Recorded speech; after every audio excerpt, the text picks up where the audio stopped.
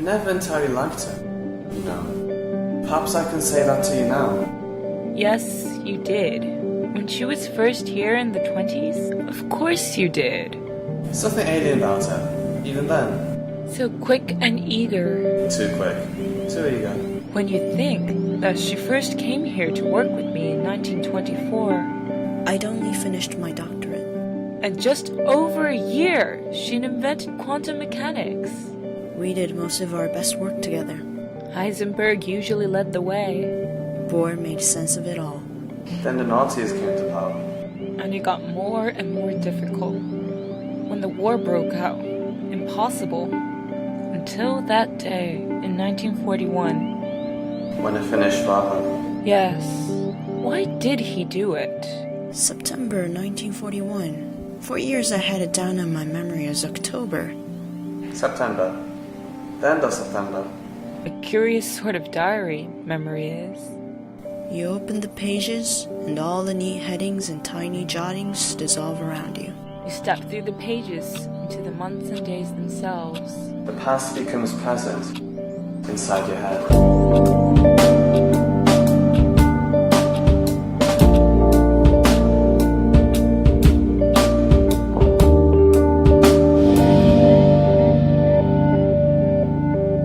So now here I am, walking out through the autumn twilight to Bohr's house at New Cosberg, followed, presumably, by my invisible shadow. What am I feeling? Fear, certainly.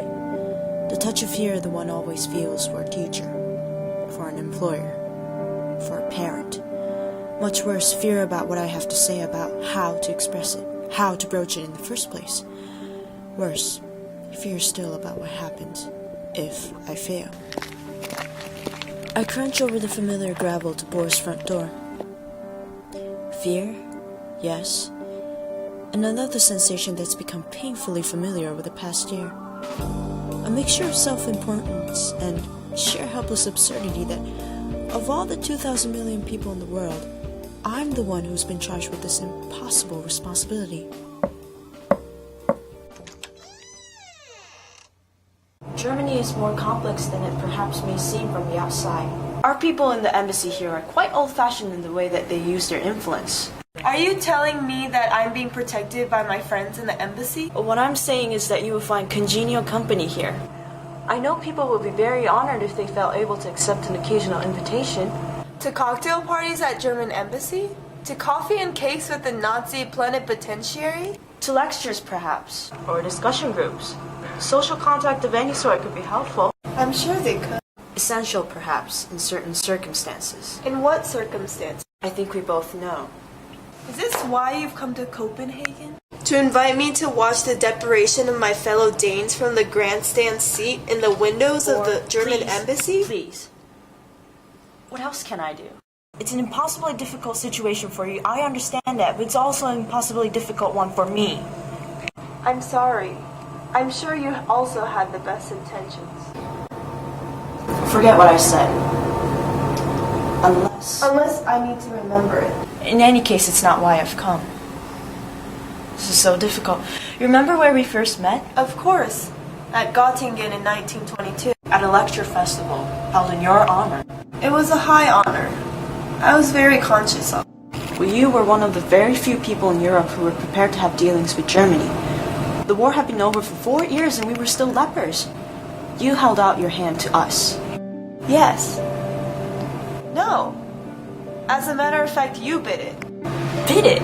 Bit my hand. You did. I did. Beautiful summer's day. The scent of roses drifting in from the gardens. Rows of eminent physicists and mathematicians all nodding approval of my benevolence and wisdom. Suddenly, up jumps a cheeky young pup and tells me that my mathematics are wrong. They were wrong. How old were you? 20? 2 years younger than the century. Not quite. December 5th, yes? 1.93 years younger than the century. To be precise. No, to 2 places of decimal. To be precise, it's 1.928766171.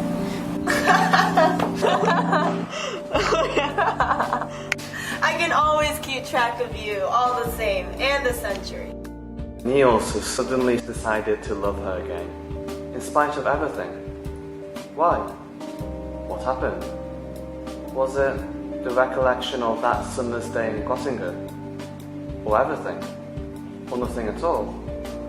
Whatever it was, the cold ashes were starting to flame once again. So, Heisenberg, why did you come? Why did I come? Tell us once again. Another draft of the paper. And this time we shall get it right. This time we shall understand. Why did I come? I crouch over the familiar gravel. What's in my head? Fear, certainly, and the absurd, horrible importance of someone bearing bad news, but yes, something else as well. Can almost see its face, something good, something bright and eager and hopeful.